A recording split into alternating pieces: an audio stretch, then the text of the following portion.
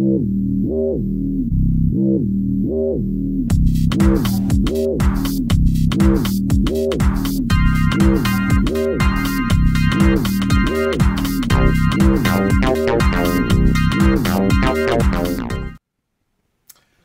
welcome to mycustomxbox.com's tutorial on how to reassemble a controller once you've taken it apart and done with it what you want, whether it's a mod or a paint job. I'm going to start by doing the hardest part first, in my opinion, which is reattaching the triggers.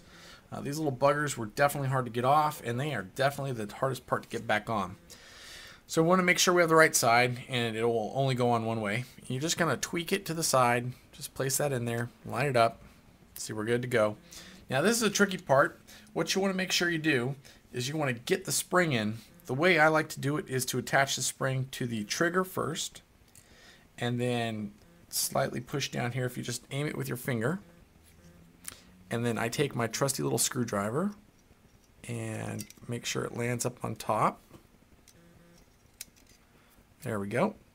And so now we're going in there. And then this part usually might just require a little bit of separation, but then we're back in there. We have a working trigger. Do the same to the other side. Drop the spring in, line it up, collapse it. I've just found that it just never quite goes on right unless I direct it with the screwdriver. And right in there. Now the hard part to this whole thing is actually attaching these arms, these rod arms, to this without breaking it. Once again, I like to use my trusty little screwdriver, and if you can see this, I like to press down towards the bottom. There seems to be a notch on the controller. That's usually where I like to attach, and then you're going to push over on the actual trigger. So you're going to get this over here, and there it goes. Just pop right back in. Same thing with the other side. Here we go. I'm going to pull it up and pop. We're back in. We have functioning controllers. Hardest part finished. That's good to go. Next, we're going to take the top sync button / LB/RB buttons, put those on. If you detached the sync button to do a paint job, you obviously broke the plastic weld that we've talked about before.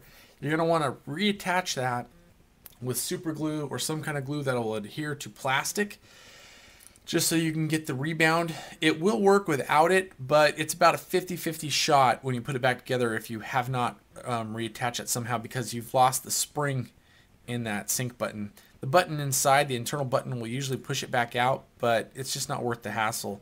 I would take the time and actually glue it back in. You saw me just reattach this.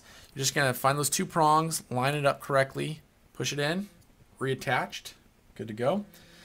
What we'll start off with next is we actually want to attach the D-pad.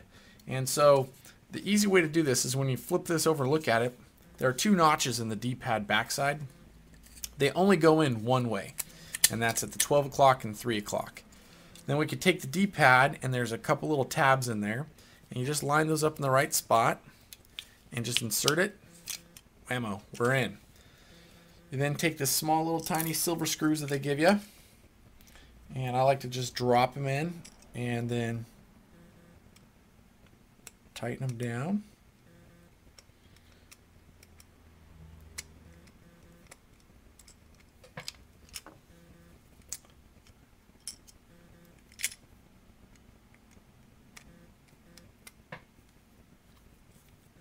There we go. Take the next one, tighten it down.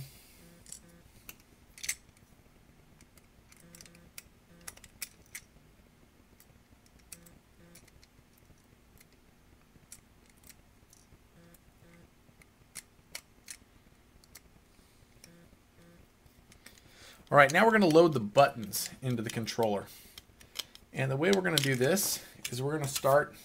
Microsoft's made it really easy. They only go one way, but if you get confused, you can look at the front. We're going to drop our B button in, and you can see that it won't drop until you actually have it in the right spots. And boom, drops right in. Y goes on top. There we go. A and X. Great. And then we'll do is start and select.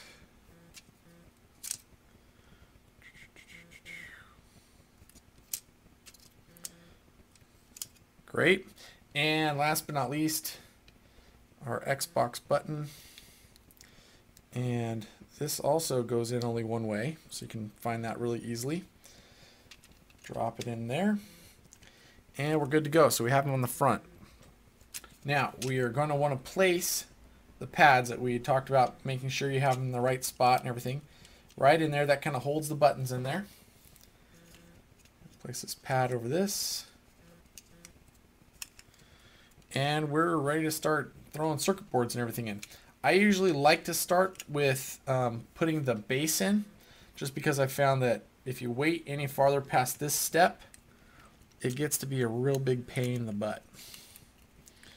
So we're going to attach that. Go ahead and attach the top, the LB and the RB. So we're starting to get the basis of a controller here. You can put the packs in right now, the rumble packs, or not. I'm going to skip that for right now. I'm just going to stick this in. So now we have our board going in. And you want to make sure it's not on the table, because then it's getting pressure and it pops out and you're frustrated. You don't know what's going on. It's because the table's working against you. The big rumble pack goes on the right. Go ahead and reattach that to the circuit board. The smaller one goes on the left. You want to have your red and black wires up. There you go. Reattach that. We're looking good. We're really close to being done here. Now, this part can be really tricky or can be really easy. Just depends on the controller. They're all finicky. You want to insert with the triggers first. There you go. And then, if you can see right in here, the battery contacts need to slide into place. And that sometimes can be the hardest part, just to get those lined up. You'll still have a space. You just push down a little bit. Some of them will snap. Some of them will just slide in. Either way, you just want to make sure you have a good, solid connection there. And got to use your Torx screwdriver to get these in.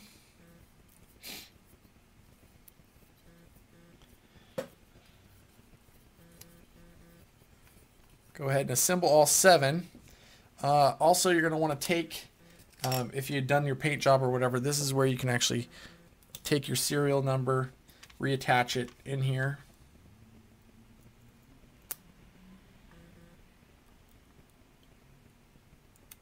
And in the painting video, we go over how to make your little mask for the Xbox sticker above it, because that one doesn't come out nearly as easy. Put your battery pack back on, and you're good to go. You've got a controller. Just make sure you put all 7 screws back in. You're going to want to make sure that it turns on and it looks like everything's working properly. I don't have an Xbox here to show you that, but sync it. Make sure all your buttons are working before you put all the screws in and before you put that serial number on, just because afterwards it's a big pain in the butt because you have to disassemble everything. Anyway, if you have any questions, once again, there's a PDF at mycustomxbox.com, has detailed pictures and step-by-step directions, and let us know if we missed anything. We'll try and cover it. Thank you very much.